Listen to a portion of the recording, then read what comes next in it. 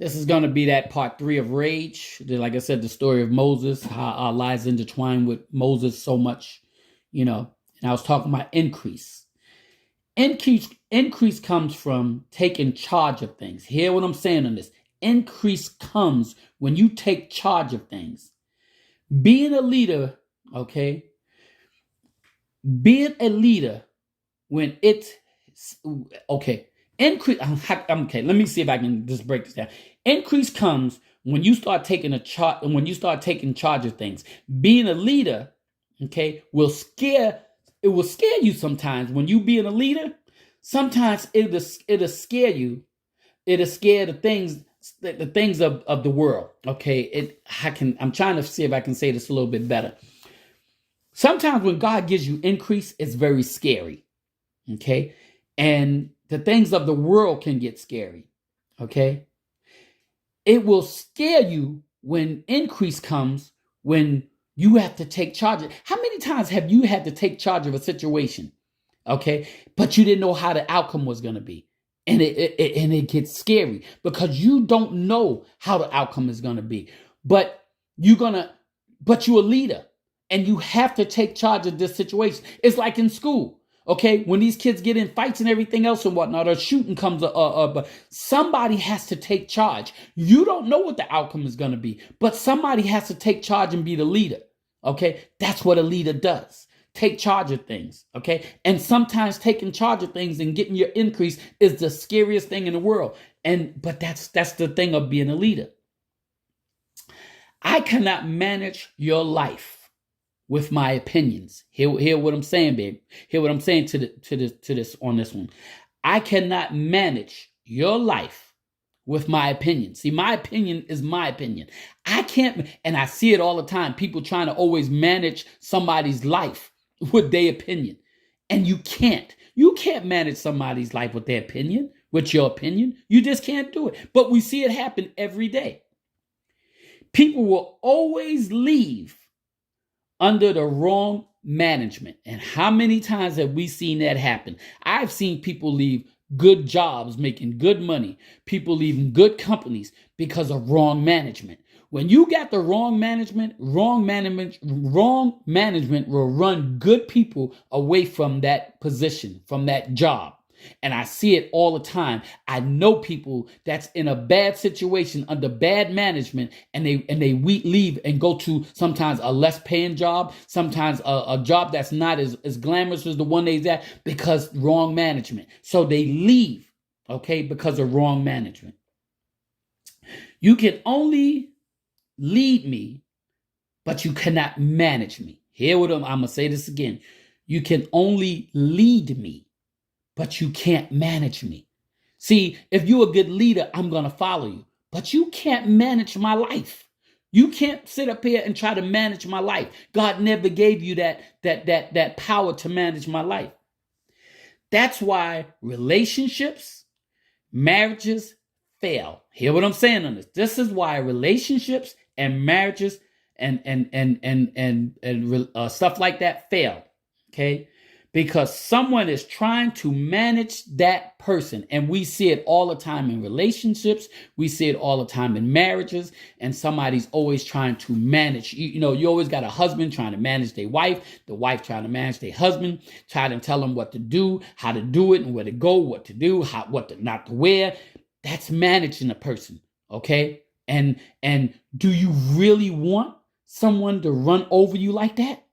Really? Because I know I don't. And most people that I know don't really want somebody to run over them. And you know what? It's so funny because I see a lot of pictures that I watch, African pictures, and I see things like that happening.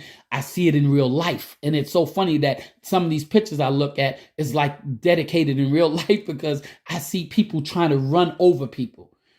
They trying to run over them and get them to do what they want. They trying to manage their relationship. They trying to manage their marriage. They trying to get them to do what they want them to do. And anytime that happens, okay, you're running over people, and it's not gonna happen. But you can also have okay. But you also have to be the right leader. See, when you're going to sit up here and lead people, you have to be the right leader. You can't lead people if you're not the right leader. And we've seen so many people that's not the right leader trying to lead people.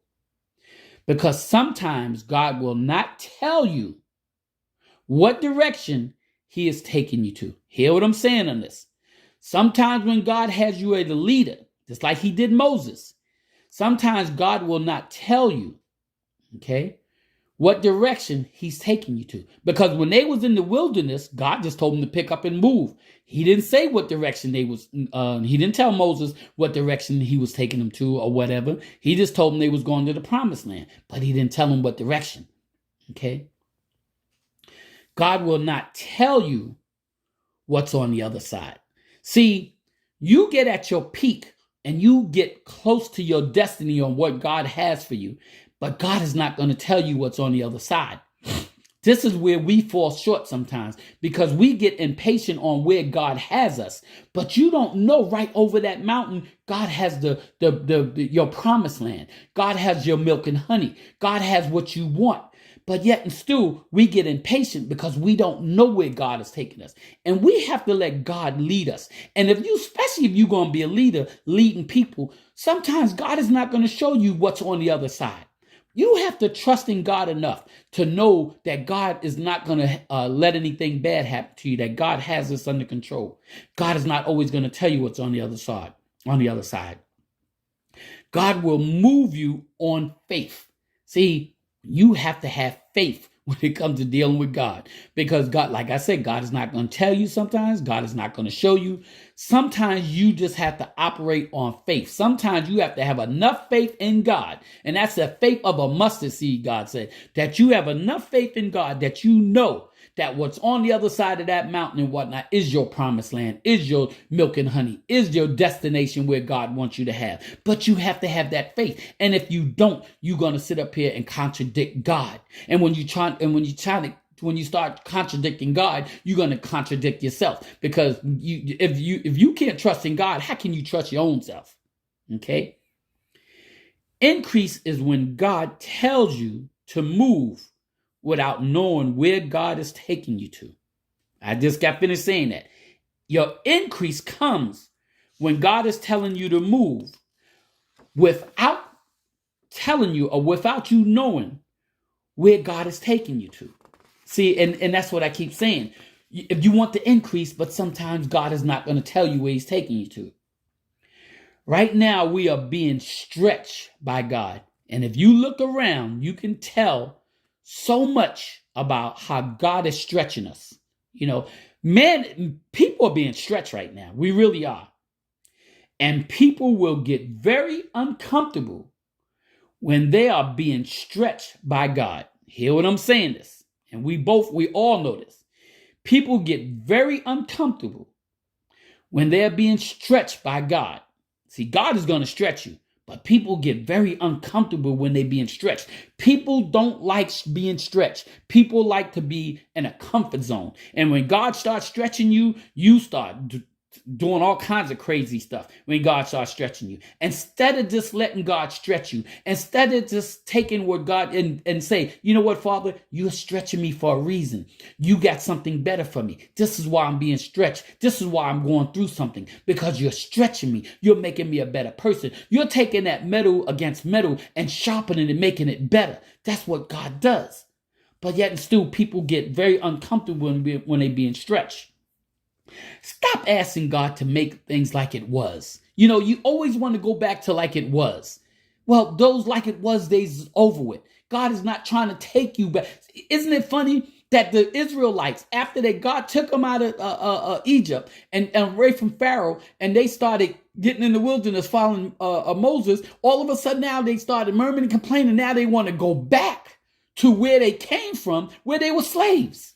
And how many of us do the same thing? We go back to relationships that was abusive. We go back to marriages and whatnot that didn't work. We go back to people that hurt you because we're so used to that thing that we don't want to be stretched into where God has taken us. So we rather go back to the abuse, to the bad person, to the bad marriages, to the bad situation that we was in. We rather go back to that than sit up here and let God stretch you. That's crazy. Stop murmuring and complaining like the Israelites did. Hear what I'm saying to this, because we do it all the time. We have to stop murmuring and complaining. See, people don't realize, if you read your word, murmuring and complaining is a sin against God. Yet and still the Israelites complained and they murmured. And we do the same thing. This is why I said Moses' situation has a lot to do with us. We as human beings, when we get stretched, we start murmuring and complaining. We do the same thing that the Israelites did. Okay? It doesn't make it okay. And this is why they didn't make it to their destination. Hear what I'm saying on this. And they didn't make it to their destination that God had for them. See, the Israelites never made it to their destination for what God had for them because all they did was murmur and complain. Isn't that crazy? God got them out of every situation, fed them, clothed them, gave them everything in the world, and yet and still they still didn't make it to the promised land because of their murmuring and complaining. Okay, they never made it to their destination where God had them, God was taking them to, because they murmured and complained. Sometimes we need to just shut our mouth, and we all know that's true for all of us. Sometimes we just need to shut our mouth, and this is crazy because our mouth is the biggest asset of us getting in trouble. All right, it really is, our mouth. This is going to be a little longer than I thought. This, like I said, this is the part 2 of the one I did. I did the part 1, and this is the 3-part 2. I'm gonna just do maybe a little short part 3 on this, maybe 2 sections on this, because like I said, I have to finish this off. But this is definitely second part 3 on this, and I'm gonna do 2 more parts of a part 3.